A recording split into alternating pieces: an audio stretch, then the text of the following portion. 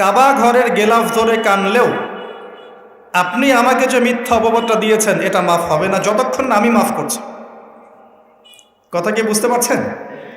মনে করেন আপনি আমাকে মিথ্যা একটা অপবাদ দিয়েছেন এবং ধুয়ে রেখে দিয়েছেন একদম মিথ্যা অপবাদ দিয়ে।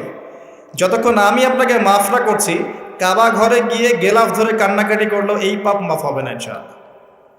এই অবস্থায় মৌত হলে কি হবে? পরকালে দেখবেন আমি দাঁড়িয়ে আছি আপনার জন্য। আপনার হিসেব হচ্ছে, হিসেব শেষ। আপনি সালাত, সওম, হজ জাকাতে নেকি নিয়ে উঠেছেন, কিন্তু দেখছেন আমি দাঁড়িয়ে আছি, আমার মতো আরও 10 জন দাঁড়িয়ে আছে। ওই 10 জনকে আপনি গালি দিয়েছিলেন, অপবাদ দিয়েছিলেন, তাদের গীবত করেছিলেন, তাদের সম্পদ বা সম্মানের হানি করেছিলেন। এখন কিয়ামতের মাঠে আপনার নেকি দিয়ে এই ঋণ শোধ করতে হবে, অন্য কোনো অপশন নাই। আর যদি নেকি শেষ হয়ে যায় তখন কি হবে? তখন আমার আমলনামা থেকে কিছু গুনাহ আপনাকে নিতে হবে। আল্লাহ পাক ন্যায় বিচারক। আল্লাহ পাক শুধু গফুর রহিম নন, আল্লাহ পাক শুধু পরম করুণাময় অসীম দয়ালুই নন, বরং তিনি হচ্ছেন ন্যায় বিচারক। ন্যায় বিচারক।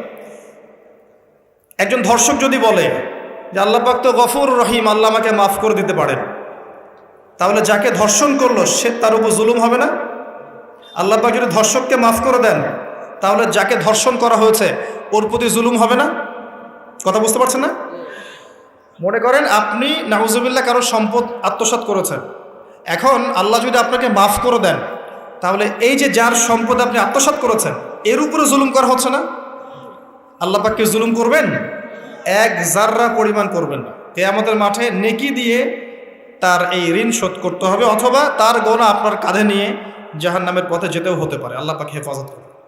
কাউকে অপবাদ দিয়েছি, কারো সম্মানহানি করেছি, কাউকে মিথ্যা অপবাদ দিয়েছি, কারো প্রতি হিংসা করেছি, বিদ্বেষ রেখেছি, কারো সম্পদ আত্মসাৎ করেছি, কারো জিনিস চুরি করেছি, ছিনতাই করেছি বা ডাকাতি করেছি, বা কারো সম্পদ আত্মসাৎ করে নিজের পেটে ভরেছি, প্রতিবেশীর জমি মেরে দিয়েছি, ওই 2 প্রতিবেশী চাষের জমি জোর করে জবরদখল করেছি। এক কথায় মানুষের সম্মান, জান মালের সাথে জড়িত যে পাপ, এই পাপ আল্লাহর কাছে মাফ হবে না। তাকওয়া কি জিনিস? আল্লাহ ভীতি। নবী সাল্লাল্লাহু আলাইহি ওয়াসাল্লাম বলছেন, আত-তাকওয়া হাহুনা। তাকওয়া হচ্ছে কলিজার মধ্যে, কলবের মধ্যে। আমার দাড়ি, টুপি, জুব্বা, পাগড়ি থাকতে পারে, কিন্তু আমার কলবে কতটুকু তাকওয়া আছে এটা আল্লাহ ছাড়া কেউ জানে না। তাকওয়া সম্পূর্ণ আল্লাহ জানেন একজন ব্যক্তির মধ্যে কতটুকু তাকওয়া আছে। অনেক সময় বাহ্যিক চোখে মনে হতে পারে এই ভাইটা ইসলামিক পোশাক পরে নাই, দাড়ি আমার চেয়ে একটু ছোট, চলাফেরা কেমন জানি, সুন্নতি পোশাক নাই, ওঠা বসা চলাফেরা কেমন মনে হচ্ছে। কিন্তু কে জানে যে তার মনের মধ্যে এমন তাকওয়া থাকতে পারে যার কারণে সে আমার চেয়ে বেশি সম্মানিত হতে পারে না? আবার অনেক সময় মনে হতে পারে যে আমি এইসব চেয়ারে বসে আছি, বড় বড় ওয়াজ করছি, নসিহত করছি, অনেক বড় বড় কথা বলছি, কোরআন এবং সুন্নাহর সামাজিক কথা বলছি, পলিটিক্যাল কথা বলছি, কোরআন সুন্নাহ থেকে কথা বলছি, দেখে মনে হচ্ছে আমার পুরো দেহটা তাকওয়ায় ভরপুর। এমন হতেও পারে যে আমার চেয়ে আপনার তাকওয়া বেশি আছে। কে জানে এটা? শুধু আল্লাহ জানেন। এবং এই তাকওয়াই হচ্ছে আল্লাহর কাছে সম্মান পাওয়ার একমাত্র মানদণ্ড। তাই এখানে একটা নসিহত হচ্ছে, আল্লাহর কাছে নিরপরাধ থাকার চেষ্টা করেন, মানুষের কাছে না। আল্লাহর কাছে ফেয়ার থাকেন, আল্লাহর কাছে আপনি নিষ্পাপ থাকার চেষ্টা করেন, মানুষের কাছে না। আল্লাহর কাছে ভালো হন, দেখবেন আল্লাহ রাব্বুল আলামিন মানুষের মনের মধ্যে আপনার জন্য ভালোবাসা সৃষ্টি করে দিবে ইনশাআল্লাহ। মানুষের কাছে নয়, লোক দেখানো বিষয় নয়। লোক দেখানো বিষয়টাকে রিয়া বলা হয়, এটা একটা গোপন শিরক। তাকওয়াই একমাত্র মানদণ্ড যা আল্লাহর কাছে সম্মানের মানদণ্ড হিসেবে গৃহীত। বংশ, ভাষা, দেশ বা জাতি বা বর্ণ, রক্ত, এগুলো তাকওয়ার মানদণ্ড নয়, এগুলো আল্লাহর কাছে সম্মানের মানদণ্ড নয়। এটা আগে ভালো করে আমাদেরকে বুঝতে হবে। আর সেই ব্যক্তি মুত্তাকি নিঃসন্দেহে, যে আল্লাহকে ভয় করে, আল্লাহর আদেশগুলোকে মেনে চলে, আল্লাহর নিষেধগুলোকে বর্জন করে, নবী সাল্লাল্লাহু আলাইহি ওয়াসাল্লামের তরিকা মতো চলে, কোরআন এবং সুন্নাহর আলোকে জীবন গড়ে, ইনশাআল্লাহ আমরা বলতে পারি এই ব্যক্তি মুত্তাকি। তারপরেও এই ব্যক্তি চূড়ান্তভাবে জান্নাতে যাবে কি যাবে না, এই কথা আল্লাহ ছাড়া কেউ বলতে পারেন? পারেন। আসেন, উমর রাদিয়াল্লাহু আনহু একজন সাহাবীকে বলছেন, আপনি কি আমাকে বলতে পারেন তাকওয়া কাকে বলে? উমর রাদিয়াল্লাহু আনহুকে বলা হচ্ছে, হে আমিরুল মুমিনিন, আপনি কি কখনো কাটা বিছানো পথে হেঁটেছেন? উমর রাদিয়াল্লাহু আনহু বলছেন, হ্যাঁ হেঁটেছে। কিভাবে হেঁটেছে? আমরা সতর্কতার সাথে পা ফেলেছি। ওই সাহাবী বলছেন, এটাই হচ্ছে তাকওয়ার উদাহরণ। জীবনে চলার পথে আপনার সামনে শিরিকের টোপ থাকতে পারে, বেদায়াতের টোপ থাকতে পারে, হারাম রিজিকের টোপ থাকতে পারে, জেনার টোপ থাকতে পারে, সুদের টোপ থাকতে পারে, অনেক রকম টোপ কাটা আপনার পথে থাকতে পারে। কিন্তু আপনি এগুলো বেছে বেছে চলছেন, বেছে বেছে পা ফেলছেন এবং জান্নাত আপনার গন্তব্যের দিকে এগিয়ে যাচ্ছেন। এটার নাম হচ্ছে তাকওয়া। আপনি আমি খুব ভালো করেই জানি যে আমরা আমাদের জীবনে কি কি বড় পাপ করেছি, আমাদের বিবেক জানিয়ে দিবে না? আমরা কিন্তু ভালো করেই জানি যে আমরা আমাদের জীবনে কি কি বড় পাপ করেছি। কত বছর নামাজ পড়িনি, কত বছর রোজা রাখি নাই, কত বছর যাকাত দেই নাই, কার কার ক্ষতি করেছি, কার কার উপর জুলুম করেছি, কয়বার জেনা করেছি, কয়টা মেয়ের সাথে সম্পর্ক করেছি, কতদিন বেপর্দায় চলেছি, বয়ফ্রেন্ডের সাথে কোথায় কোথায় ঘুরেছি, বয়ফ্রেন্ডের সাথে কি কি করেছি। এখন তো গার্লফ্রেন্ডও কি কি করে, তাই না ভাই? সুবহানাল্লাহ। আর কিসের জন্য অপেক্ষা করছেন? কিয়ামতের জন্য। আর কোন নিদর্শনের জন্য অপেক্ষা করছেন? তবে এর পরে একটা সময় আসবে যখন মানুষ ছেলে ছেলে আর মেয়ে মেয়ে বিয়ে করবে। এই ধাপটা পার করে আরেকটা ধাপে যাবে, সেটা হচ্ছে মানুষ জন্তু জানোয়ারের সাথে জেনা করবে। বিশ্বাস করলেন না? অপেক্ষা করতে থাকেন। যখন এটাও দেখবেন তখন আমার কথা মনে করে, ভাই কথাটা বলছিল আগেই, মানুষ জন্তু জানোয়ারের সাথেও জেনা করবে। ছেলে ছেলেকে বিয়ে করছে না, মেয়ে মেয়েকে বিয়ে করছে না, এবং এটাকে প্রমোট করা হচ্ছে এমনভাবে যে এটা একটা ভালো জিনিস, এটা একটা ব্যক্তি স্বাধীনতা, মানুষ চাইলে করতেই পারে। কয়দিন পরে দেখবেন মানুষ জন্তু জানোয়ারের সাথেও জেনা করে। বাচ্চাদেরকে মানুষ ধর্ষণ করছে না? এক সময় ছিল কি এই জিনিসটা, বাচ্চাদেরকে কেউ ধর্ষণ করতো? আজকে থেকে 100 বছর আগে ছিল? চিন্তা করে দেখেন, ছিল না। কিন্তু এখন স্বাভাবিক হয়ে যাচ্ছে না? অনেক দেখবেন বাচ্চা এখন ধর্ষিত হচ্ছে। আর যেহেতু এগুলোর বিচার হয় না সুষ্ঠু, ধর্ষক পার পেয়ে যায়। এগুলো কিন্তু এমনি এমনি হয়নি, আস্তে আস্তে এই সময়গুলো আসবে। যাই হোক, আমরা আমাদের ঈমান আমল হেফাজত করি, আমাদের পরিবারটাকে হেফাজত করি। আল্লাহ পাক তৌফিক দান করুন। তো যেটা বলছিলাম, আমরা কিন্তু জানি খুব ভালো করি যে আমরা কি কি পাপ করেছি। এই পাপগুলোকে আগে একটু খাতার মধ্যে লিস্ট করতে হবে। পারবেন? নিজের বড় বড় পাপগুলোকে খাতায় লিস্ট করতে পারবেন? পারা যাবে ইনশাআল্লাহ। ছোটোখাটো পাপের কথা বাদ দেন। ছোটোখাটো পাপ আল্লাহ পাক অজু করলে মাফ করে দেন। অজু করলে পাপ মাফ হয়ে যায়। নামাজের জন্য হেঁটে যাচ্ছেন, পাপ মাফ হয়ে যায়।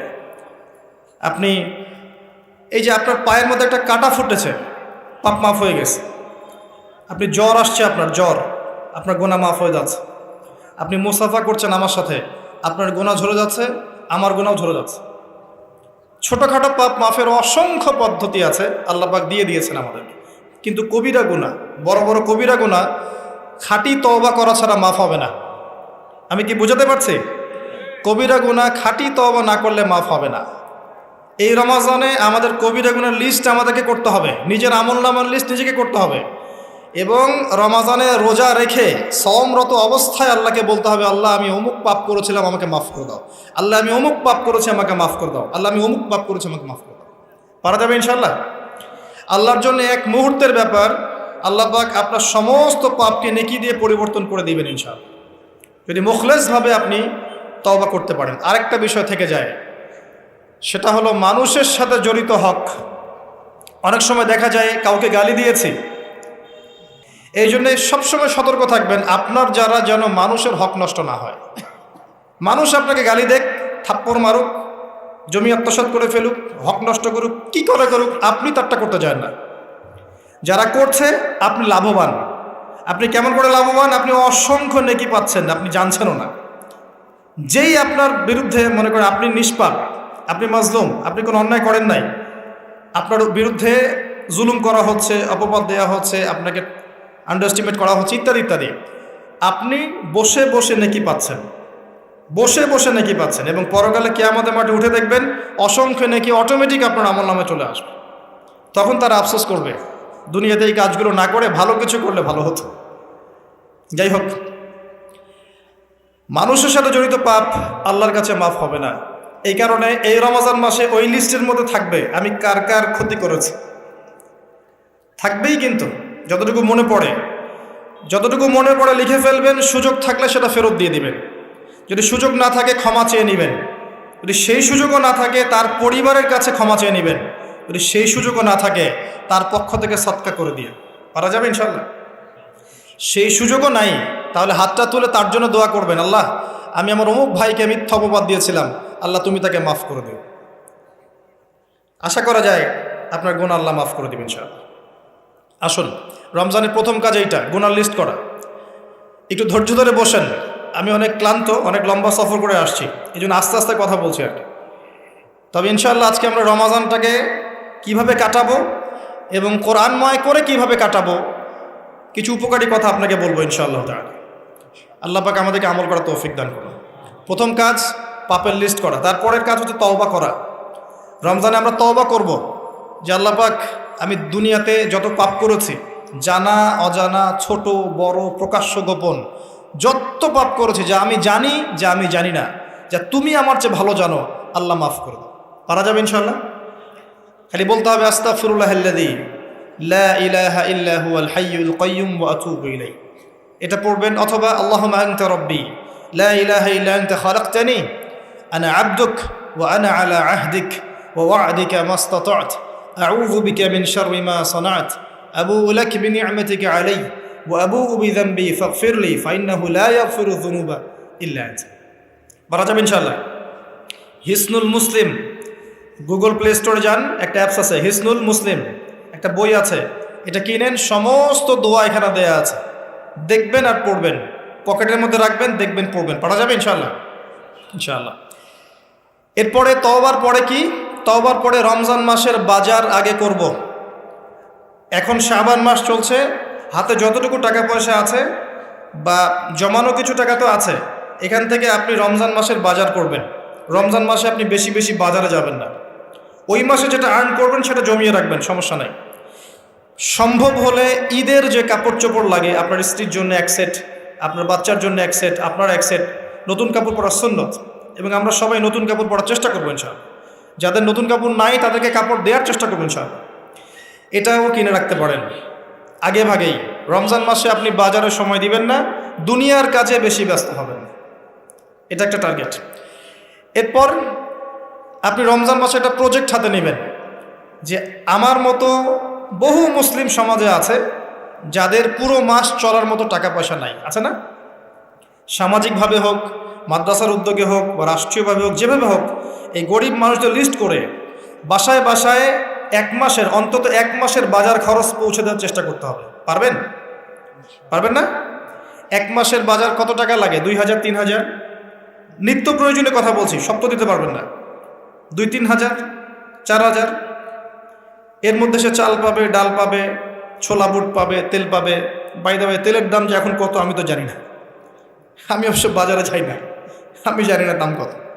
তবে একটা ফেসবুক স্ক্রল করতে গিয়ে একটা ভিডিও আসলো, দেখলাম, যে দেখে খুব হাসি বের হলো আর কি, যে বাড়ির গিন্নি সে কড়াই ধরে আছে, আর বাড়ির কর্তা ওই তেলের বোতলটাকে তালা দিয়ে লক করে রেখেছে আর কি।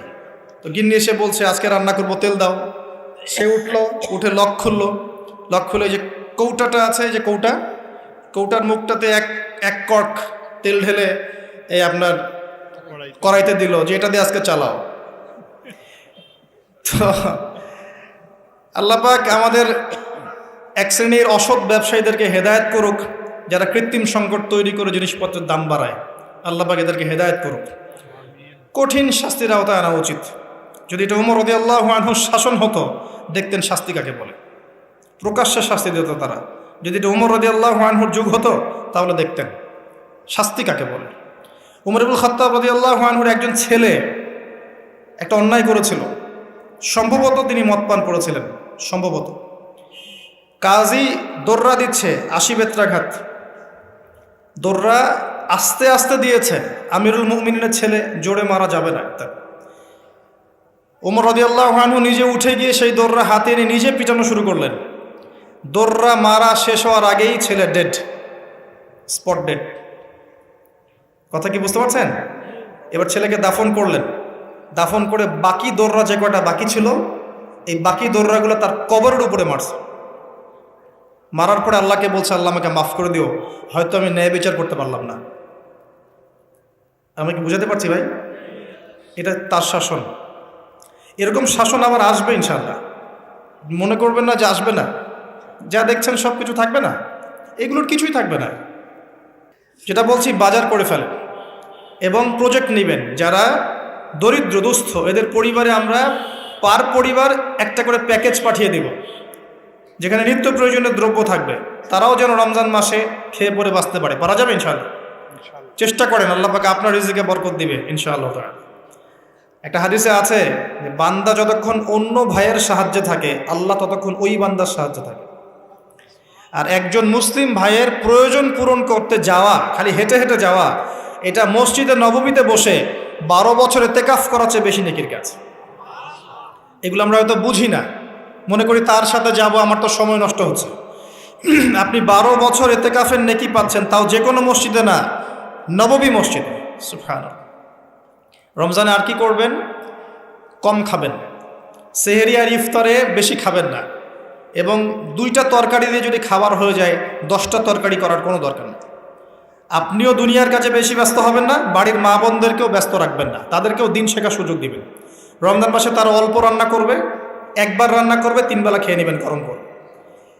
তারা তালিম করবে, তারা কোরআন শেখার মজলিসে যাবে, তারা মহিলাদের মধ্যে দিন চর্চা করবে, তাদেরকেও দিনের সুযোগ করে দিতে হবে। পারা যাবে ইনশাআল্লাহ। এবং আপনিও তালিমে বসবেন, 5 ওয়াক্ত নামাজ মসজিদে আদায় করবেন, ইসলামিক দর্শগুলোতে বসবেন, ইমানকে তাজা করবেন, ইমানকে তাজা করবেন। কম খাবেন। আমি বরাবরই বলি যে এই খাওয়ার যে ব্যাপারগুলো আছে, এখানে আমরা যারা দাবি করি যে ইসলাম আমরা প্রচার করছি, জনগণের মাঝে ঢুকাই দিচ্ছি, তাদের অনেকের মাঝেই দেখবেন খাওয়ার সুন্নত নাই। কথা বুঝতে পারছেন না? বড় বড় কথা বলার পরে খাওয়ার টেবিলে খালি বসায় দেন, দেখবেন সব শেষ, 7 পেট খেয়ে শেষ করে ফেলছে। খাওয়ার সুন্নত ওই কোরআনে আছে, হাদিসে আছে, প্র্যাকটিক্যালি নেই। নবীজি কি বলেছেন? খেতে হলে, যদি খেতেই হয়, তাহলে 1 ভাগ পেটের 1 ভাগ, আরেক ভাগ পানি, আরেক ভাগ ফাঁকা। কি চাচ্ছেন সব লেখা আছে। এটাই ইসলাম, যেখানে প্রতিটা বিষয়ের সমাধান আছে, খুঁটিনাটি সব কিছু আছে। আমরা অমুসলিম ভাই বোনদেরকে অনুরোধ করব, জীবনটাকে নিয়ে ভাবুন এবং কোরআন সুন্নাহকে একবার নিরপেক্ষভাবে পড়াশোনা করেন। এরপর যদি আপনার মনে হয় মন থেকে, হ্যাঁ, কোরআন এবং সুন্নাহয় সব কিছুর সমাধান আছে, নিঃসন্দেহে এটা এক আল্লাহর পক্ষ থেকে মনোনীত দিন, আর দেরি করবেন না, ইসলাম কবুল করে ফেলুন। আল্লাহ পাক তৌফিক দান। বলা যায় না তাদের দ্বারা আল্লাহ পাক আমাদের চেয়ে অনেক বেশি খেদমত নিতে পারেন। আল্লাহ পাক এটা বলেছেন, ওয়া ইন তাতাওয়াল্লাউ, হে মুসলিমরা, তোমরা যদি মুখ ফিরিয়ে নাও, আল্লাহর দায়িত্ব পালন না করো, আমানতের খেয়ানত করো, ইস্তাবদিল কওমান গায়রাকুম, আল্লাহ পাক অন্য কওমকে তোমাদের জায়গায় নিয়ে আসবেন, সুম্মা লা ইয়াকুনু আমসালাকুম, তারা তোমাদের মতো অপদার্থ হবে না। আসুন, রমজান একটু কম খাওয়ার অভ্যাস করেন, সেহরিতে কম, ইফতারেও কম। এমনভাবে খাবেন না যে মনে হচ্ছে এটা আপনার জীবনের শেষ খাওয়া, এইভাবে খাবেন।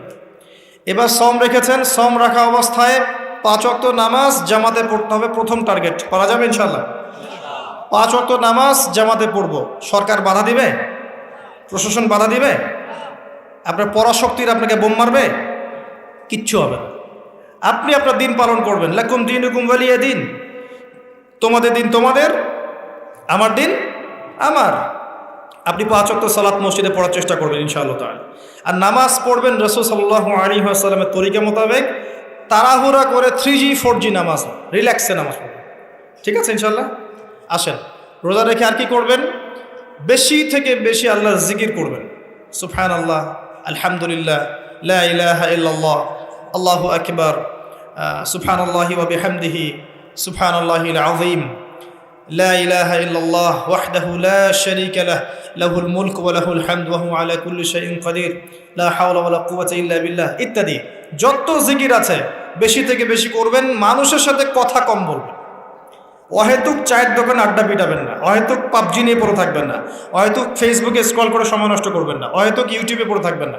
আপনি জিকিরে সময় দিবেন, জায়নামাজে বসে থাকবেন, জিকিরে সময় দিবেন। আল্লাহ পাক তৌফিক দান করুন। এবং বেশি থেকে বেশি দোয়া করবেন আল্লাহর কাছে রমজান মাসে। দোয়া আপনার নিজের জন্যে, আপনার মা বাবার জন্যে, আপনার মৃত আত্মীয় স্বজনের জন্যে, আপনার ফিউচারের জন্যে, আপনার সন্তানদের জন্যে, আপনার দেশের জন্যে, আপনার জনগণের জন্যে, মুসলিম উম্মার জন্যে, সবার জন্য কি করবেন? দোয়া করবেন। দোয়ায় কার্পণ্য করবেন না। আপনি যখন অন্য কোনো মুসলিম ভাইয়ের জন্য দোয়া করছেন, তখন আপনার মাথার কাছে একজন ফেরেশতা থাকবেন, যিনি বলবেন যে তোমার জন্যেও তাই হোক, তোমার জন্যেও তাই হোক। দোয়া করলে লাভ আপনার, ক্ষতি নাই। আর দোয়া করার উপযুক্ত সময়গুলো খুঁজে খুঁজে বের করবেন। যেমন রোজা রাখা অবস্থায় দোয়া করলে দোয়া কবুল হয়। 2 একামতের মাঝখানে, মানে আজান এবং একামত এর মাঝখানে দোয়া করলে দোয়া কবুল হয়। নামাজের, ফরজ নামাজের পরে দোয়া করলে দোয়া কবুল হয়। সালাম ফিরানোর আগেও দোয়া করলে দোয়া কবুল হয়, দোয়া মাসুরার পরে। এরপরে সেজদারত অবস্থায় দোয়া করলে দোয়া বেশি কবুল হয়। শেষ রাতে দোয়া করলে দোয়া কবুল হয়। বৃষ্টি পড়ছে, এই সময় দোয়া করলে দোয়া কবুল হয়। একটু দান সদকা করেছেন, ভালো কাজ করেছেন, এখন হাত তুলে দোয়া করেন, দোয়া কবুল হয়। ওযু করেছেন, এখন হাত তুলে দোয়া করেন, দোয়া কবুল হয়। অনেক জায়গা আছে দোয়া কবুলের, খুঁজে খুঁজে বের করে দোয়া করতে থাকে। দোয়া চাইতে হবে কেন? নিজের দোয়া নিজে করুন। দোয়া চাওয়া ভালো কাজ, এটা কোনো খারাপ কিছু না, কিন্তু নিজের দোয়া নিজে করতে শেখেন। আপনার যা প্রয়োজন আমি কি বুঝতে পারবো? আপনি যদি বলেন ভাই দোয়া করেন, আমি বলতে পারি বারাকাল্লাহ ফিক, কিন্তু আপনার কি কি দরকার, আপনার মূল চাহিদা কি কি, আপনাকে নিজের ভাষায় আল্লাহর কাছে বলতে হবে। যদি আপনি কোনো মতে আরবিও না জানেন, আরবির কিছুই জানেন না, আমি বলবো আপনি প্রয়োজনে বাংলাতেই আল্লাহর কাছে দোয়া করেন। আল্লাহ পাক সব ভাষা বুঝবেন ইনশাআল্লাহ। আল্লাহ পাক কি সব ভাষা বুঝবেন না? ইনশাআল্লাহ। বেশি বেশি দোয়া করবেন। রমজান মাসে আরেকটা কাজ করবেন, জাকাত। আপনাদের জাকাত যেটা আছে নিসাব পরিমাণ জাকাত লিস্ট করে ফেলবেন, হিসাব করবেন, রমজান মাসে জাকাত দিয়ে দিবেন। জাকাত আটকে রাখবেন না। যদি জাকাত কেউ অস্বীকার করে, সে আর মুসলিম থাকে না, সে কাফের হয়ে যায়। এটা মনে রাখবেন। জাকাত অস্বীকার করার কোনো সুযোগ নেই। আর অলসতা করে যদি না দেন, এই জাকাত কিয়ামতের মাঠে আল্লাহ পাক এগুলোকে সোনা রূপা পরিণত করবেন, করে গলাবেন, গলিয়ে কপালে, গালে আর পিঠে লেপটে দিবেন, বলেন নাউজুবিল্লাহ। এবং এই জাকাত একটা সাপের আকৃতি নেবে, সাপ, বিষাক্ত সাপ, যেটা গলায় পেঁচানো থাকবে, মাথাটা থাকবে এই কপাল বরাবর। কবরের মধ্যে যখন শোয়ানো হবে, এই কপাল বরাবর এই সাপ ঠকতে থাকবে, বলবে আমি তোমার সম্পদ, আজকে সাত ভোগ কর। এটাকে আমরা চাচ্ছি না। জাকাত দিয়ে দেন। আর জাকাত ইসলামিক অর্থনীতির ভিত্তি। জাকাত দিলেই গরিবের কাছে আপনার সম্পদ যাবে, তখন সেও খেয়ে পরে বাঁচতে পারবে। এভাবে সাম্য বজায় থাকবে। আল্লাহ আমাদের বোঝার তৌফিক দান করুন। রমজান মাসে একটা কাজ করবেন, সেটা হলো পরিবারকে সময় দিবেন, পরিবারকে টাইম দিবেন। পরিবারের মধ্যে ইসলামিক সংস্কৃতি গড়ে তুলবেন। একসাথে সেহরি করবেন, একসাথে সাহরি করার পরে একসাথে ইফতার করবেন, একসাথে তালিম করবেন, ইসলামিক কোনো মুভিজ একসাথে দেখলেন, ইসলামিক কোনো লেকচার একসাথে শুনলেন। মানে ইসলামকে এনজয় করবেন পরিবারকে নিয়ে, সাথে করে নিয়ে। বাচ্চা কাচ্চারা দেখবে ছোটোবেলায় আমরা বাবাদের সাথে এটা করেছিলাম, ওইটা করেছিলাম। ইফতার বানাচ্ছেন বাসায়, বাচ্চাদেরকে ইনভলভ করবেন, বাচ্চাদেরকে রোজা রাখতে উৎসাহিত করবেন, ওদেরকে নবীদের গল্প শোনাবেন, ইসলামিক কালচারে বড় করবেন। দেখবেন পরিবারের মধ্যে শান্তি রহমত নেমে আসবেন। পারা যাবে ইনশাআল্লাহ। রমজান মাসে আরও একটা কাজ করবেন, সাদাকাতুল ফিতর দিয়ে দিবেন। এটা সম্পর্কে আলেম ওলামারা আপনাদেরকে বলবে খুতবা ইনশাআল্লাহ, আমি আগেই বলে রাখলাম, সাদাকাতুল ফিতর দিয়ে দিবেন। রমজান মাসে আরেকটা ইম্পর্টেন্ট কাজ আছে, সেটা হলো যে আমাদের সমাজে অনেক এতিম থাকে, বিধবা থাকে, নিঃস্ব অসহায় মানুষ থাকে। এই মানুষগুলোর পাশে দাঁড়ানোর চেষ্টা করবেন। বেশি থেকে বেশি দান সাদাকা করবেন। যতটুকু সামর্থ্য আল্লাহ দিয়েছেন, আপনি বেশি থেকে বেশি দান সাদাকা করবেন। এভাবে ইনশাআল্লাহ আপনি রমজানটাকে উপলব্ধি করতে পারবেন, এনজয় করতে পারবেন। আপনার সালাতের মাধ্যমে, আপনার সিয়াম রাখার মাধ্যমে, দোয়া করার মাধ্যমে, জিকির করার মধ্য দিয়ে, পরিবারের সাথে এনজয় করার মধ্য দিয়ে দেখবেন আপনি আত্মশুদ্ধি অর্জন করতে পারছেন। আরেকটা কাজ, রাতের বেলা তারাবি সালাত, রাতের বেলা তারাবি মসজিদে জামাতে পড়ার চেষ্টা করবেন। এবং সবচেয়ে সুললিত কণ্ঠে যিনি তেলাওয়াত করতে পারেন তাকে ইমাম বানাবেন। নামাজটা এনজয় করা যায় যেন। রুকু করলে সেজদা পাই না এমন নামাজ দরকার নাই। আমার কথায় মন খারাপ করছেন? রুকু করলে সেজদা পাই না এমন নামাজের দরকার নাই। ধীর স্থিরভাবে নামাজ পড়েন, মধ্যম পন্থায় নামাজ পড়েন, সুললিত কণ্ঠে তেলাওয়াত করেন। ওই মক্কার তারাবি দেখেন, মদিনার তারাবি দেখেন, অনেক সুন্দর তারাবি হয়। রাকাত সংখ্যা নিয়ে ঝগড়া করেন না। সামনে একটা ঝগড়া আসবে, 20 রাকাত না 8 রাকাত, তারপরে আবার ঝগড়া আসবে ঈদের তাকবীর কতটা, আর ঝগড়ার তো শেষ নাই। আস্তে আস্তে আস্তে আস্তে ইসলামের বিরোধী শক্তি যারা, তারা বিশ্বের নেতৃত্বে দেওয়ার আসনে চলে গেছে, আর আমরা আপোষে এই মারামারি কাটাকাটি ঝগড়া নিয়ে পড়ে আছে। বিশ্বাস করছেন? এই হচ্ছে বাস্তবতা। কে কার গীবত করবে, কে কাকে অপবাদ দিবে, কে কার উন্নতি দেখে টেনে নামাবে, কে কাকে হিংসা করবে, কোন দলকে কাদা ছড়াছড়ি করবে, কোন আলেমকে, কোন বক্তাকে, এগুলো চলছে সমাজে। আর ইখতিলাফি মাসআলাগুলোকে নিয়ে আমরা এতটা সময় নষ্ট করেছি, এই সময়ে ইসরায়েল 70 বছর এগিয়ে গেছে। কথা বুঝতে পারেন না মনে হয়। সামনে দেখেন কি হয়, সামনে সে বিশ্বকে নেতৃত্ব দিবে, দেখে নিয়েন।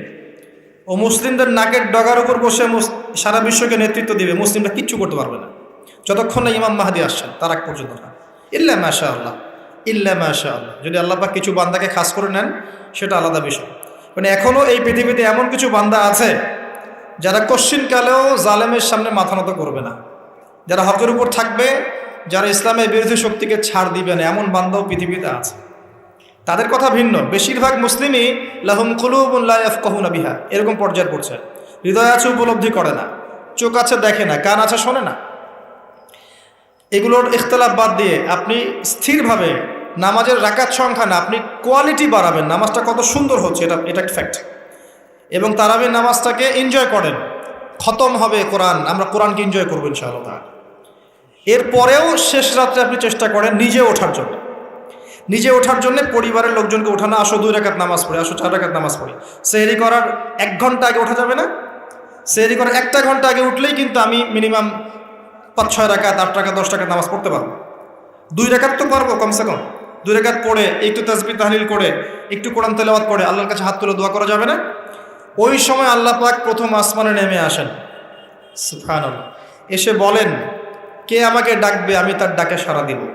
কে আছে আমার কাছে কিছু চাইবে, আমি তোমার চাওয়া পূরণ করব। কে আছো আমার কাছে ক্ষমা চাইবে, আমি তোমাকে ক্ষমা করে দেব। আল্লাহ পাক ফজর পর্যন্ত এটা বলতে থাকে। রমাদানের আর 2টা কাজ। এক হচ্ছে লাইলাতুল কদর তালাশ করবেন। আর লাইলাতুল কদর তালাশ করতে হলে শেষ দশকটা ইতিকাফ করার চেষ্টা করুন। ইতিকাফ করতে পারলে আপনি লাইলাতুল কদর পেয়ে যাবেন ইনশাআল্লাহ। স্পেসিফিকলি বলা নাই 27শে রমজানই লাইলাতুল কদর হবে, স্পেসিফিকলি বলার সুযোগ নাই, মিস হতে পারে। নবীজি বলেছেন শেষ দশকের বেজর রাত 21, 23, 25, 27, 29 যে কোনো একটা রাত লাইলাতুল কদর হবে। এক রাত ইবাদত করবেন, সারা হাজার মাস ইবাদত করার নেকি পেয়ে যাবেন ইনশাআল্লাহ তাআলা। এই রাতে দোয়া করলে দোয়া কবুল হয়ে যায়। আল্লাহ পাক আমাদেরকে লাইলাতুল কদর পাওয়ার তৌফিক দান করুন, ইতিকাফ করার তৌফিক দান করুন। আমি আরেকটা কাজ যেখান থেকে আমি আসবো, কোরআনময় রমাদানে, রমজান মাসে সবচেয়ে বড় যে কাজটা, এটা দিয়ে শেষ করছি, শোনেন, এখানে একটু সময় নিব, আমি একটু ধৈর্য ধরেন।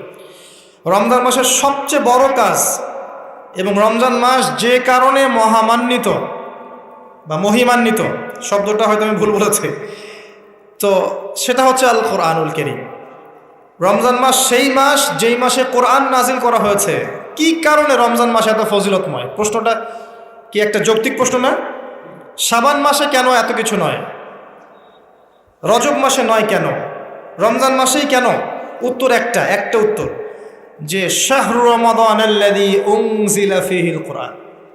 রমজান সেই মাস যেই মাসে আমি কোরআন নাজিল করেছি।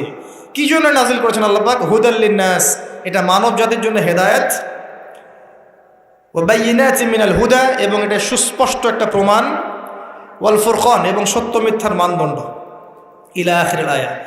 সূরা কদরে আল্লাহ বলছেন ইন্না আনজালনাহু ফি লাইলাতুল কদর, আমি লাইলাতুল কদরে কোরআন নাজিল করেছি। আর কদর কোন মাসে? শাবানে না রজবে না রমজানে? তাহলে রমজান মাসে কোরআন নাজিল হয়েছে, প্রমাণ হলো। রমজান মাসে আল্লাহ পাক কোরআন নাজিল করেছেন কোথায়? এবার আপনাকে দেখাচ্ছি। এই যে আইয়ামে জাহেলিয়াতে। কোথায়?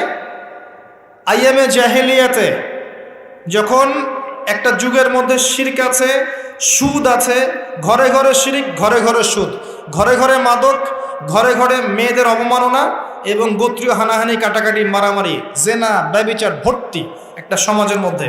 এখানে রমজান মাসে লাইলাতুল কদরে আল্লাহ কোরআন নাজিল করছেন। কথা কি বুঝতে পারছেন? এবার এই মাসটাকে আল্লাহ পাক সম্মানিত করে দিলেন। তাহলে রমজান মাসের মূল কাজটা কি? কোরআনকে সময় দেয়া। এই মাসের মূল বিষয়টা কি? আল কোরআন। এখন আসেন, এই জাহেলি যুগে কোরআন নাজিল হলো মাত্র 23 বছর পর। কত বছর?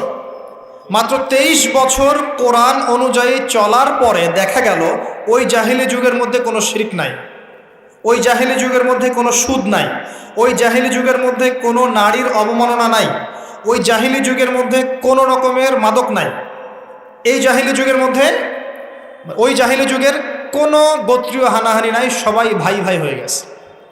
সুবহানাল্লাহ। কত বছর? 23 বছর। কিভাবে চলেছেন? এই আল্লাহর কিতাব আল কোরআনুল কারীম, এর শিক্ষা এবং এর ব্যাখ্যা সুন্নাহ, এটাকে ফলো করে চলা হয়েছে 23 বছর, মাত্র 23 বছর। এখন সেই আল্লাহ কি নাই? সেই নবী নাই? নবী জীবিত না থাকলেও তার সুন্নাহ নেই, এবং সেই কিতাব আমাদের মাঝখানে নাই? সবই আছে। যদি সেই আল্লাহ থাকেন, সেই নবীর সুন্নাহ থাকে এবং সেই কিতাব আমাদের মাঝে থাকে, তাহলে আমাদের জাহিলিয়াতগুলো দূর করা সম্ভব না? কি করবেন রমজান মাসে কোরআনকে? আপনি জেনেছেন রমাদান মাস কোরআনের মাস, এই মাসটাকে আপনি কিভাবে মূল্যায়ন করবেন? আমি কয়েকটা ক্লাসিফিকেশন বলছি, লিসেন, এই জায়গাটা একটু ভালো করে শোনেন। 1 নাম্বার, বিভিন্ন শ্রেণীর মানুষ থাকে। এক শ্রেণীর মানুষ আছে আমাদের সমাজে যারা আলিফ বা তা মোটেই জানে না। আছে? আছে? এমন অনেক মানুষ আছে, এদের সংখ্যা কিন্তু কম না, প্রচুর মানুষ যারা আলিফ বা তা উচ্চারণ করতে পারে, কোরআন বিশুদ্ধ করে একটা আলহামদুলিল্লাহি রাব্বিল আলামিন এটা পড়তে পারে না, বানান করে করে পড়তে পারে না। আছে না? এক কথায় বিশুদ্ধ তেলাওয়াত করতে পারে না, এমন মানুষের সংখ্যা কম না বেশি? প্রচুর। তাদের জন্য এই রমজানের টার্গেট হচ্ছে তাদেরকে এই রমজানের মধ্যেই কোরআন তেলাওয়াত করা শিখতে হবে। এতটুকু পারবেন? পারবেন না? ভয় পাচ্ছে? রমজান 1 মাস সময় লাগার কথা না, আপনার 20 দিন সময় লাগবে কোরআন তেলাওয়াত শিখতে ইনশাআল্লাহ। বিশ্বাস হচ্ছে না? হয়তো আপনি দ্রুত গতিতে পড়তে পারবেন না, কিন্তু পড়তে পারবেন। আপনি মদ মাখরাজ তাজবিদগুলো শিখতে পারবেন। এখন আপনার জন্য টার্গেট যারা কোরআন মোটেই তেলাওয়াত করতে পারেন না, এই মাসে 1 মাসের মধ্যে আপনি কোরআন তেলাওয়াত করা শিখবেন, এটাই আপনার টার্গেট। পারবেন? মনে রাখবেন, নবী সাল্লাল্লাহু আলাইহি ওয়াসাল্লাম বলেছেন ইকরাউল কোরআন, তোমরা কোরআন তেলাওয়াত করো। ফাইন্নাহু ইয়াতি ইয়াউমাল কিয়ামা শাফিআন লিআসহাবিহি, কোরআন কিয়ামতের দিন তার পাঠকারীর জন্য সুপারিশকারী হবে ইনশাআল্লাহ তাআলা। খায়রুকুম মান তাআল্লামাল কোরআন ওয়া আল্লামাহ, তোমাদের মধ্যে সেই ব্যক্তি শ্রেষ্ঠ বা উত্তম যে নিজে কোরআন শেখে, অন্যকে শেখায়। আরও হাদিস এসেছে, নবী সাল্লাল্লাহু আলাইহি ওয়াসাল্লাম বলেছেন আল্লাযী ইয়াকরাউল কোরআন ওয়া হুয়া মাহিরুম বিহ, যে ব্যক্তি কোরআন তেলাওয়াত করে এবং তার উপরও দক্ষ হয়, মা'আস সাফারাতিল কিরামিল বাররা, সেই ব্যক্তি সম্মানিত ফেরেশতাদের সাথে হাসর করবে ইনশাআল্লাহ। ওয়াল্লাযী ইয়াকরাউল কোরআন ওয়া ইয়াতাতা'তাউ ফিহি, আর যে ব্যক্তি কোরআন তেলাওয়াত করে কিন্তু করতে গিয়ে আটকে যায়, ওয়া হুয়া আলাইহি শাক, এটা তার জন্য কষ্টকর হয়, ফালাহু আজরান, তার জন্য ডাবল পুরস্কার আছে। একটা হাদিসে, তিরমিজির হাদিসে নবীজি বলেছেন যে মান করা হারফাম মিন কিতাবিল্লাহি ফালাহু হাসানা, যে ব্যক্তি একটা হরফ পড়বে আল্লাহর কিতাবের, আলিফ লাম মিম, লা আকুলু আলিফ লাম মিম হারফুন, নবীজি বলছেন আমি বলছি না যে আলিফ লাম মিম তিনটা মিলে একটা হরফ, বাল আলিফুন হরফ, লামুন হরফ, মিমুন হরফ, আলিফ একটা হরফ, লাম একটা হরফ, মিম একটা হরফ, প্রত্যেকটা হরফে তার 10টা করে নেকি হবে ইনশাআল্লাহ। আল হাসানাতু বিআশরি আমসালিহা, একটা নেকিকে 10 দিয়ে গুণ করা হবে। আর রমজান মাসে যে কোনো নেক আমল 70 গুণ বাড়িয়ে দেওয়া হয়। আল্লাহ চাইলে 700 গুণ বাড়াতে পারেন, আল্লাহ চাইলে অপরিসীম বাড়াতে পারেন। আল্লাহ পাক কবুল করুন। তিলাওয়াত করবেন, তিলাওয়াত শিখবেন। তো যাদের কোরআন তেলাওয়াত করার যোগ্যতা নেই, এই মাসে কি টার্গেট দিলাম ভাই? এই মাসে আপনি ন্যূনতম টার্গেট জাস্ট কোরআন তেলাওয়াত শিখবেন, পারবেন ইনশাআল্লাহ? অনেকের মধ্যে কনফিউশন আছে না, আমারটা হচ্ছে কি হচ্ছে না, আছে না, সঠিক হচ্ছে কি হচ্ছে না। আপনিও এই টার্গেটে থাকেন, আপনি এই মাসে কোরআন আবার তেলাওয়াত করা শিখবেন। কিভাবে শিখবেন? মাদ্রাসায় কোর্স করানো হবে, আপনি মাদ্রাসায় যাবেন। অনলাইনে যদি কোর্স করায় কেউ, অনলাইনে কোর্স করবেন, অথবা বাসায় একটা আরবি শিক্ষক নেবেন, অথবা মসজিদ ভিত্তিক এই মাসব্যাপী কোরআন শিক্ষার কার্যক্রম চালু করবেন। করা যাবে ইনশাআল্লাহ। এটা উচিত রাষ্ট্র থেকে চালু করে দেয়া মাসব্যাপী কোরআন শিক্ষার কার্যক্রম। এটা করতে পারলে সবচেয়ে ভালো হতো। এদেশ থেকে যত মহামারীর ভাইরাস সব চলে যেত। বিশ্বাস করেন না? কোরআনের বরকতে সব বিপদ আপদ কেটে যেতে পারে। সূরা বনী ইসরাঈল আল্লাহ পাক বলেছেন যে ওয়াইদা ক্বরা'তাল কোরআন, হে নবী আপনি যখন কোরআন তেলাওয়াত করবেন বা করেন, জাআলনা বাইনাকা ওয়া বাইনাল্লাযীনা লা ইউমিনুনা বিল আখিরাহ হিজাবাম মাসতুরা, যখন আপনি কোরআন তেলাওয়াত করেন তখন আপনার এবং ওই জগৎ, যেই জগৎটা আল্লাহ এবং পরকালে বিশ্বাস করে না, এদের মাঝখানে মানে ইমানদার এবং এর শত্রুদের মাঝখানে আমি আল্লাহ একটা অদৃশ্য পর্দা স্থাপন করে দিই। সুবহানাল্লাহ। ওই দিক থেকে কোনো ক্ষতি আপনাকে স্পর্শ করতে পারবে না। যাই হোক, এটা আপনাদের টার্গেট। 2 নাম্বার, দ্বিতীয় শ্রেণীর মানুষ যারা কোরআন মাশাআল্লাহ তেলাওয়াত করতে জানেন এবং আপনার কনফিডেন্স আছে। এখানে একটা কথা বলতে ভুলে গিয়েছিলাম যে আপনাকে শয়তান 3 ভাবে বিভ্রান্ত করতে পারে। একটা হচ্ছে শয়তান কিন্তু আপনাকে বোঝাতে পারে যে আপনি অনেক জানেন, আপনার জানার দরকার নাই। এটা শয়তান আপনাকে বোঝাতে পারে। 2 নাম্বার বোঝাতে পারে যে আপনার দ্বারা হবে না, আপনি পারবেন না। আমার কথাটা মনে রাখেন। 3 নাম্বার বোঝাতে পারে যে আমার অনেক সময় পড়ে আছে, পরে শিখে নেবে, এত তাড়াহুড়োর কি আছে। এই 3টা অস্ত্র শয়তানের বড় বড়। আরেকটা অস্ত্র আছে 4 নাম্বার, সেটা হলো শিখতে গিয়ে দেখবেন শয়তান ওয়াসওয়াসা দিবে, এই টিচার ভালো না, ওস্তাদ ভালো না। এটা একটা ওয়াসওয়াসা। উস্তাদের হাতে নিজেকে ছেড়ে দিতে হবে, তারপরে সে বুঝবে আপনাকে কোন পথে নিয়ে যেতে হবে। নবী মূসা আলাইহিস সালাম যখন এসেছিলেন খিদর আলাইহিস সালামের কাছে, হাল আত্তাবিউকা আন তুআল্লিমানি মিম্মা উল্লিমতা রুশদা, তিনি এসে বলেছেন, হে খিদর আমি কি আপনার সাথে থাকতে পারি এই শর্তে যে আল্লাহ আপনাকে যে জ্ঞান শিখিয়েছেন আমাকে শেখাবেন? তখন খিদর আলাইহিস সালাম বলছেন, ইন্নাকা লান তাস্তাতিআ মা'ইয়া সাবরা, তুমি তো আমার সাথে ধৈর্য ধরতে পারবে না। ধৈর্য ধরে ওস্তাদের কাছে সুপর্দ করতে হয়, তারপরে জ্ঞান পাওয়া যাবে ইনশাআল্লাহ। এত অস্থির হলে হবে না।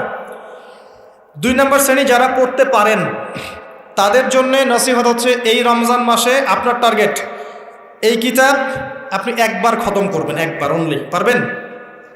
অনলি একবার। প্রত্যেক দিন আপনি 1 পারা করে পড়বেন, প্রত্যেক দিন 1 পারা, 30 দিন 30 পারা। সম্ভব? খুব কঠিন? পারা যাবে না? ইনশাআল্লাহ। আল্লাহ পাক তৌফিক দান করুন। আবারও বলছি, কোরআন তেলাওয়াত করলে আপনি প্রত্যেক হরফে 10 নেকি পাবেন। আপনি এই কোরআন আপনার পক্ষে সুপারিশ করবে, আপনি সম্মানিত ফেরেশতার সাথে হাসর করবেন। ইন্নাল্লাহা ইয়ারফাউ বিহাযাল কিতাবি আকওয়ামান ওয়া ইয়াদাউ বিহিল আখারিন। বহু সম্প্রদায়কে আল্লাহ পাক এই কোরআনের মাধ্যমে সম্মানিত করেন, অনেককে অপদস্থ করেন। হাফেজে কোরআনদেরকে বলা হবে, ইকরা ওয়ারতাক, তোমরা পড়ো, উঠতে থাকো।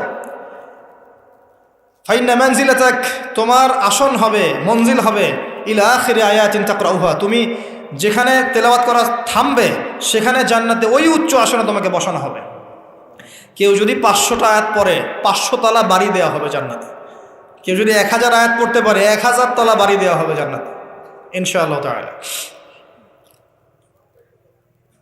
জি, শেষ করছি আমরা একটু। আর কিছু নেকি আছে, যেমন আপনি যদি সূরা বাকারা পড়েন আপনার ঘরের মধ্যে শয়তান আসবে না ইনশাআল্লাহ, আপনার জীবনে বরকত হবে। আপনি আয়াতুল কুরসি পড়েন প্রত্যেক ফরজ নামাজের পরে, আপনার মৃত্যু ছাড়া জান্নাতে যাওয়ার কোনো বাধা নাই। সূরা মুলক পড়েন রাতের বেলা, এটা আপনাকে কবরের আযাব থেকে বাঁচাবে। সূরা কাহফ পড়েন প্রথম 10 আয়াত শেষ 10 আয়াত, ফিতনা থেকে বাঁচাবে ইনশাআল্লাহ।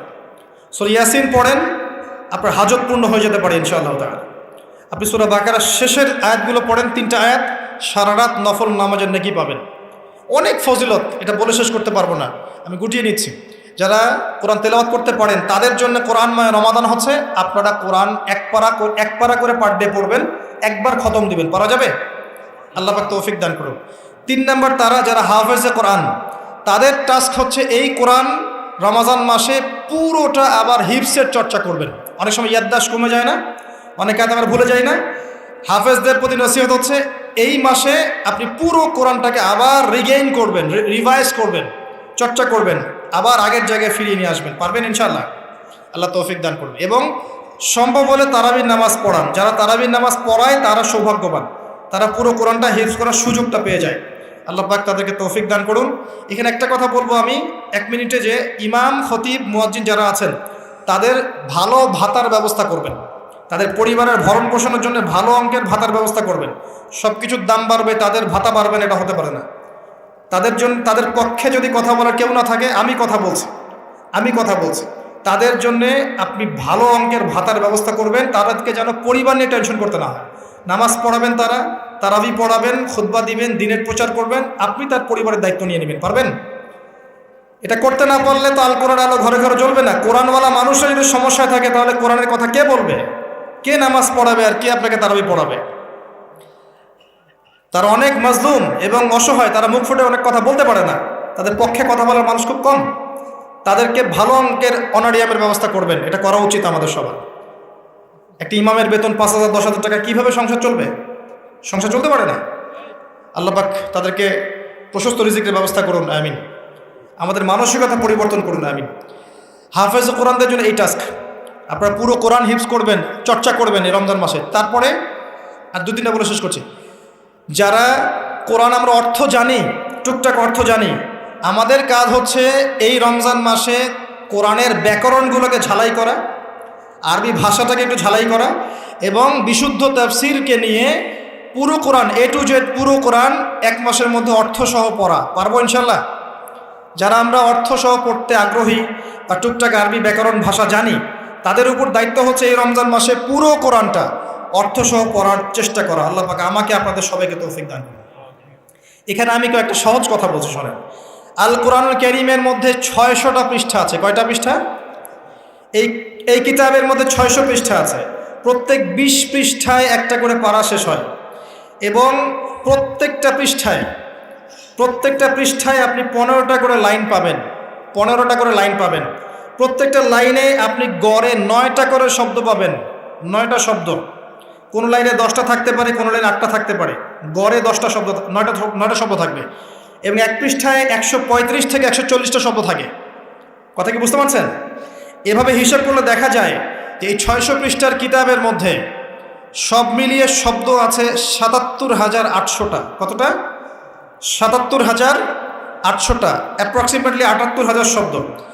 কিন্তু সুসংবাদ হচ্ছে এই সমস্ত শব্দগুলোই নতুন নতুন শব্দ নয়, বরং এই শব্দগুলো বের হয়েছে মাত্র 4,500 শব্দ থেকে। সুবহানাল্লাহ, চিন্তা করতে পারেন? মাত্র 4,500 শব্দ থেকে এই সমস্ত শব্দগুলো বের হয়েছে। এই শব্দগুলো আবার 3 ভাগে বিভক্ত। একগুলো হচ্ছে নাউন্স বা বিশেষ্য বা ইসম, একগুলো হচ্ছে ফেল বা ক্রিয়া, একগুলো আছে হরফ বা প্রিপোজিশন বা অব্যয়, এই টাইপের। এর মধ্যে মাত্র 200 থেকে 300টা মাজদার যদি আপনি জানেন, এবং একটা শব্দ থেকে অনেকগুলো শব্দ তৈরি করার এই ব্যাকরণের টেকনিকটা যদি শিখতে পারেন, আপনি ইনশাআল্লাহ তাআলা অল্প সময়ের মধ্যেই দেখবেন আল কোরআনের মিনিমাম অর্ধেক অর্থ আপনি বুঝতে পারছেন। এটা এত সহজ, আলহামদুলিল্লাহ। অনেকে বলবেন যে এটা তাকে শুনি নাই। নতুন নতুন মেথড আসছে না? FM মেথড, এই মেথড, সেই মেথড আসছে না? আরবি ভাষা নিয়েও চর্চা হয়, মেথড বের হয়। আরবি ভাষা নিয়ে, কোরআন নিয়েও অনেক গবেষণা চলছে, এবং নতুন নতুন অনেক কোর্স এবং বই লঞ্চ হচ্ছে। এগুলো ঘাটাঘাটি করেন, আপনি দেখবেন যে কোরআনটাকে আল্লাহ পাক সহজ করেছেন। আল্লাহ পাক এটাই বলেছেন, ওয়ালাকাদ ইয়াসসারনাল কোরআন লিযিকরি ফাহাল মিন মুদ্দাকির। কোরআনকে আমি বোঝার জন্য সহজ করেছি, কেউ কি আছো উপদেশ গ্রহণকারী? আপনি এই ব্যাকরণগুলো শেখেন। আমি একটা ওয়েবসাইটের নাম বলে দিচ্ছি, www.understandquran.com। দেখেন, এখানে সব ভিডিওসগুলো দেওয়া আছে। সময় নেই, খালি দেখেন। ইংরেজি ভাষায় দেওয়া আছে, উর্দু ভাষায় দেওয়া আছে। আপনি বুঝবেন, সহজ উর্দু, সহজ ইংরেজি, আপনি পারবেন ইনশাআল্লাহ তাআলা। একটু সময় দেন, 6টা মাস, 1টা বছর সময় দেন, আপনি ইনশাআল্লাহ আল কোরআনের মিনিমাম 60 থেকে 70% অর্থ করতে পারবেন ইনশাআল্লাহ তাআলা। বাকি যেগুলো পারবেন না, সেগুলো একটু কঠিন, সেগুলো আপনাকে আরও উচ্চ লেভেলের বই পড়তে হবে, আলেম ওলামার কাছে গিয়ে পড়ে থাকতে হবে, গ্রামার শিখতে হবে, ব্যাকরণগুলো শিখতে হবে। আস্তে আস্তে আস্তে আপনি পারবেন ইনশাআল্লাহ। শুধু সূরা ফাতিহাতে যে কয়টা শব্দ আছে, 19টা 20টার মতো শব্দ থাকতে পারে। এই শব্দগুলো কোরআনে ঘুরে ঘুরে এসেছে প্রায় 7,800 বার। কতবার? 7,800 বার। এই শব্দগুলো আলহামদু, লিল্লাহি, মালিক, আর রহমান আর রহিম, ইয়াকা না'বুদু নাস্তাইন, এই শব্দগুলো ঘুরে ঘুরে কোরআনে এসেছে প্রায় 7,800 বার। আপনি সূরা ফাতিহার অর্থ জানেন, অর্থ হচ্ছে আপনি কোরআনের 7,800টা অর্থ জানেন। মজা করে শেখেন, এনজয় করে শেখেন। দেখবেন অনেক কোর্স আছে, এগুলো ঘাটেন, আলেম ওলামার কাছে যান, কম্বাইন্ড করেন, চর্চা করেন, আপনি পারবেন ইনশাআল্লাহ। পারবেন এটা হতে পারেন, আপনি পারবেন, আপনার দ্বারাই হবে ইনশাআল্লাহ তাআলা। আল্লাহ পাক কবুল করুন। তাই যারা আমরা টুকটাক আরবি ব্যাকরণ শিখতে পারি বা জানি বা চর্চা করি, তাদের উচিত রমজান মাসে এটাকে চর্চা করা এবং শুরু থেকে শেষ পর্যন্ত অর্থটা পড়া। যেটা আপনার কাছে বিশুদ্ধ তাফসির মনে হয়, হোক মারিফুল কোরআন বা ইবনে কাসির বা জালালাইন, যেটা আপনার কাছে ভালো লাগে সেটা নেন বা একাধিক তাফসির নেন। প্রতিদিন এক পারা করে আপনি অর্থ পড়ার চেষ্টা করেন। ইনশাআল্লাহ এক মাসে একবার কোরআনের অর্থ পড়া যাবে ইনশাআল্লাহ তাআলা। আল্লাহ পাক আমাদের সবাইকে আল কোরআনের অর্থ বোঝার তৌফিক দান করুন, আমিন। এরপরে আমরা কোরআনের আদেশ এবং নিষেধগুলোকে রমজান মাসে মানব। সমস্ত কোরআনের আদেশ মানার চেষ্টা করব। নামাজ হোক, রোজা হোক, হজ জাকাত হোক, আপনার সত্য কথা বলা, পিতামাতার খিদমত করা, প্রতিবেশীর হক, সমস্ত সৎ বিষয়গুলো আমরা করার চেষ্টা করব ইনশাআল্লাহ তাআলা। একই সাথে কোরআনে যত নিষেধ করা আছে, যত হারাম নিষেধ করা আছে, শিরিক করো না, বেদাত করো না, হারাম খেও না, চুরি করো না, সুদ খেও না, জেনা করো না ইত্যাদি, এগুলো ছেড়ে দেবো ইনশাআল্লাহ। আল্লাহ পাক তৌফিক দান করুন। এবং সর্বশেষ কথা, এই রমজান মাসকে কোরআনময় করতে হলে কোরআনের দাওয়াত আমাদের সবার ঘরে ঘরে পৌঁছাতে হবে। কোরআনের দাওয়াত কিভাবে ঘরে ঘরে পৌঁছাবেন সেটার ফিকির আপনারা করেন। মসজিদ ভিত্তিকভাবে, মাদ্রাসা